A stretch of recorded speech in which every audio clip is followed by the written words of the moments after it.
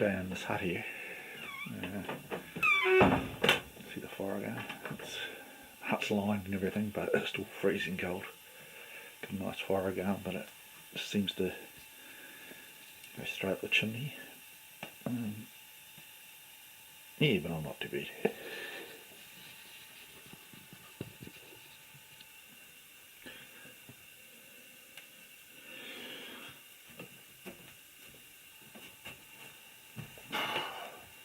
Thought I'd have a bit of a talk about the realities of survival.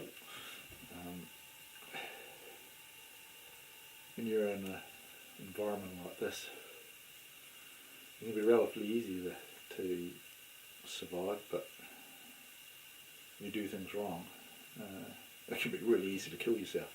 A lot of it's in your mind. A lot of people, I found dead from exposure with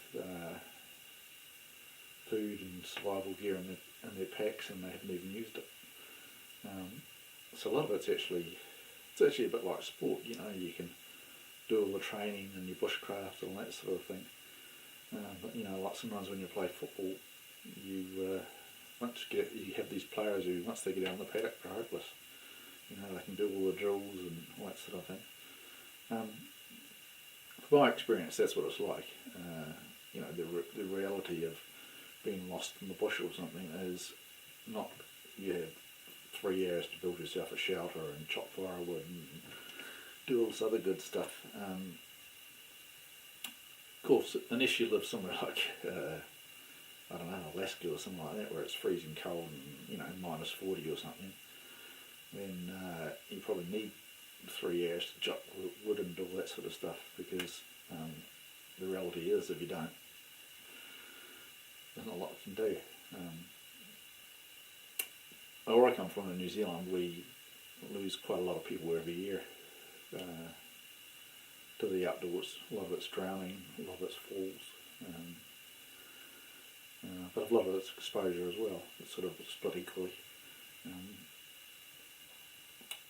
And we think exposure is something that you get, when it's really cold or, in the minuses, but I don't know, even if it's 10 degrees outside, you can imagine coming home from the gym all hot and sweaty and having to kip down on your front lawn.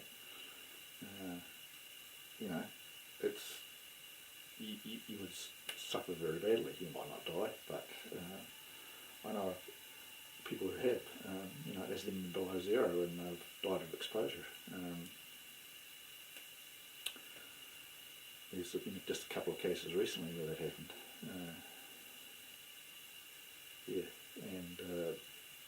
One of them, the two guys were found, and they hadn't even opened their packs, and in the packs they had warm clothing, survival gear, all that kind of thing.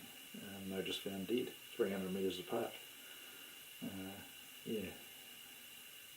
So the reality is, you can practice all the survival stuff as often as you like, but it's actually a psychological thing. It's deciding that you're lost, making the most of the last 10 minutes of daylight, and often it's if you actually intended to stay up the night and planned it, you'd be fine. But because you haven't planned it, you do a bit of a panic. I know I've done that. Once probably the closest I've come to dying of exposure was simply because I had a good book back at my tent, and I wanted to get back to my tent to read it.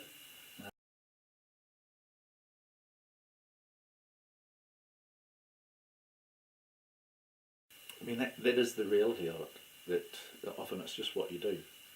You can have all the gear you like. I've often thought the difference between probably real survival and sort of a bushcrafty thing is that maybe the difference between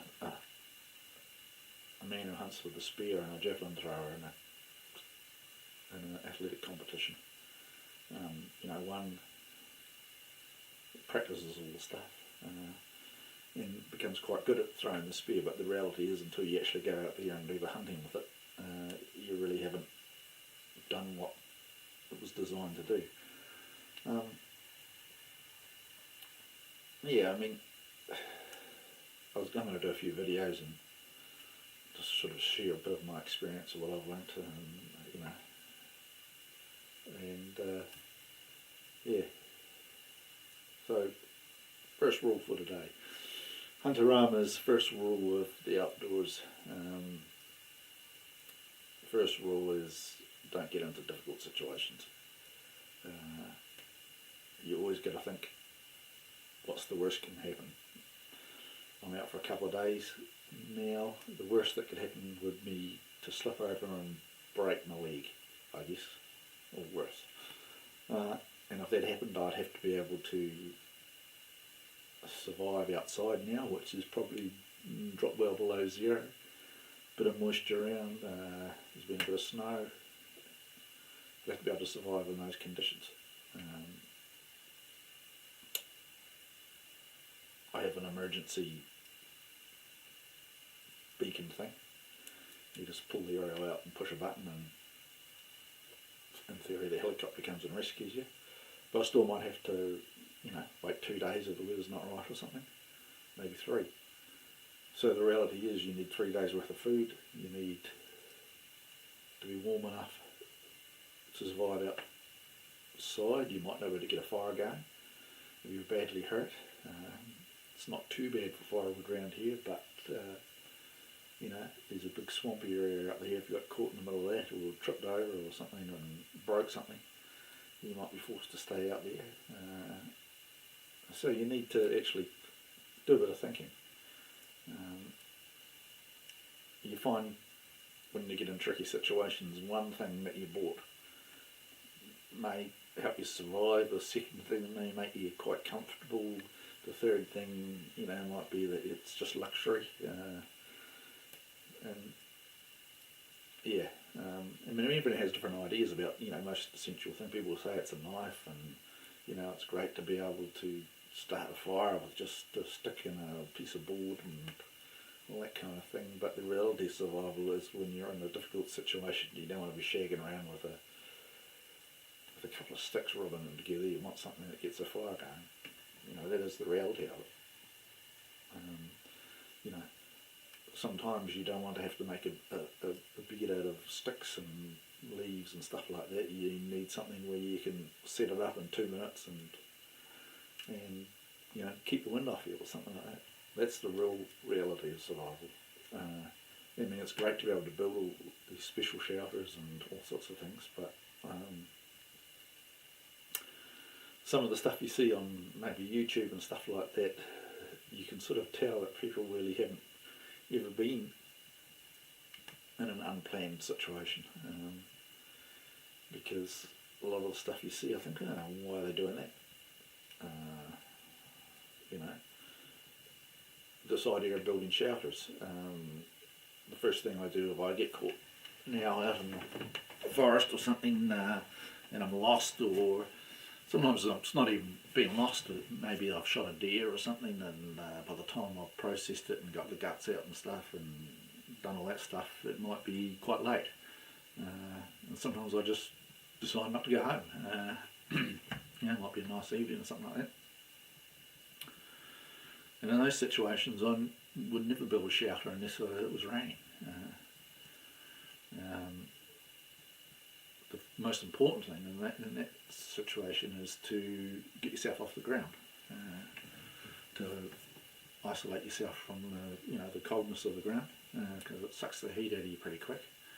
I've even tried in the middle of the summer, just as an experiment, to go and just lie down on the ground and go to sleep out in the forest. And even in the middle of the summer, it's not warm at all. So in winter, it's just sucks the heat right out of you. But I have had unplanned nights out in winter. Sometimes it's just when you're skin hunting or something, you might be skinning out a line and it might be successful or something. And you get lots of animals, and you think, well, am I going to getting there dark, am I going to race back down to camp, or am I just going to stay here and then skin the rest of the line out in the morning? And so sometimes you'll just camp out. I found the most important thing was, you get a good bed, you get a fire going, and all that stuff can be done in like 10 minutes. It's a strategy you have. Well, for an example, me and a friend were out. It was sort of autumn, beautiful day. We arrived late in the day. We set up camp, went for a hunt, and we got in an area that there's a lot of deer sign, and so we stayed as long as we could, and then we realised that the area we were in, we weren't lost, but the area where we were in, we would have had to have found our way down through some cliffs in the dark, which didn't make a lot of sense. So in the end we camped out in the night. Now I had a pair of shorts and just a heavy cotton army shirt with a polypropylene top underneath, and my friend was similarly dressed.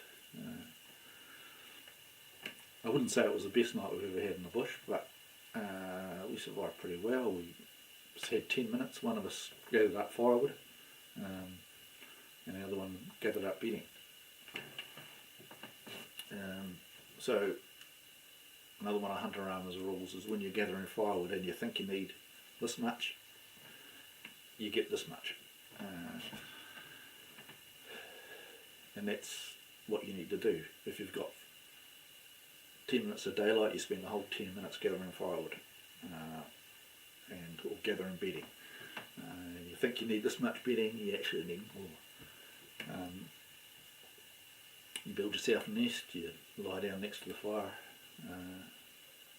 and you fall asleep. Now the thing is, you do a big panic when something like that happens, but quite often in the middle of winter I'd be sitting out next to the fire reading a book or something, and you'd fall asleep, wake up at 2 o'clock in the morning next to the fire. You'd be a bit cold then, and you'd just crawl off to your tent and sleep the rest of the night. But when you don't have a choice about it, you do a panic. And so probably more than anything, panicking's what causes your problems. Sometimes you just need to relax and take stock of things, work out whether you are actually lost. And probably the next Huntarama rule about the outdoors is don't be lazy.